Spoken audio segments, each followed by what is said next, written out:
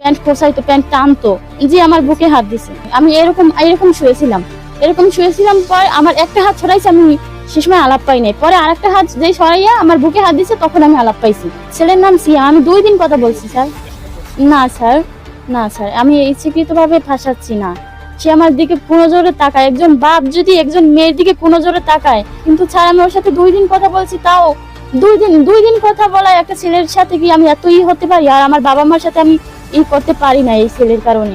ধর্ষণের চেষ্টা করা হয়েছে, জি, কিন্তু ধর্ষণ করতে পারে নাই আমাকে স্যার। কিচ্ছু করি না। আমি যদি একটা খারাপ কথাও বললে থাকি তার জন্য আমার মাটিতে সবাই নিজের মেয়ে না? তুই নিজের মেয়ে দর্শন করছো না, খোদার কসম আপনি জিজ্ঞেস করে দেখেন, আমি এরকম খারাপ কোনো কথা বললে থাকি, হ্যাঁ, আমি যদি খারাপ কোনো কথা বললে থাকি তার জন্য আমার হলো ওর জোতা দুজন আমার যদি আমি খারাপ কোনো কথা বলে থাকি। আপনার নাতি কি আপনার ছেলে দর্শন করতে পারে? আমার মনে হয় না। আসসালামু আলাইকুম রহমতুল্লাহি ওবারাকাতুহু। দর্শক শ্রোতা, এই জায়গায় সম্পূর্ণ ভিডিও ফুটেজটি দেখলাম এবং আপনারাও দেখেছেন যে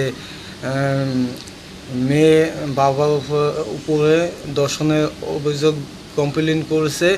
এখানে দেখা যাইতেছে যে বাবা নির্দোষ এবং বাবা এখানে কথা বলতেছে যে না, আমি ধর্ষণ করি নাই, আমি এগুলো কিছু করি নাই। এবং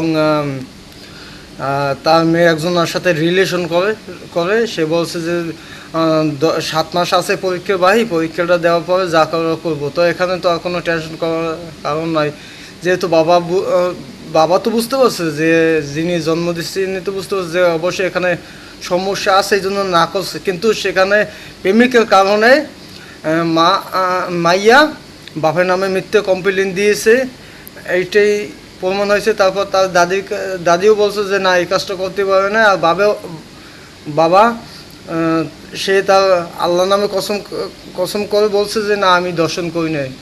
তো আমি বলতে চাই যে এই সমস্ত কুলাঙ্গার সন্তানদেরকে দৃষ্টান্তমূলক শাস্তি দেওয়া হোক। আল্লাহ তাআলা বলছেন যে যাকে ভালো বাসতে হবে তাকে ভালো না বাসিয়া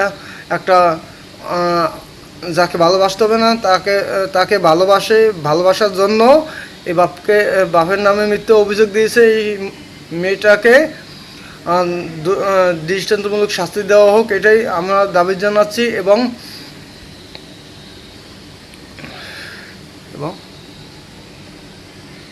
এখানে যদি বাবা অপরাধী হতেন তাহলে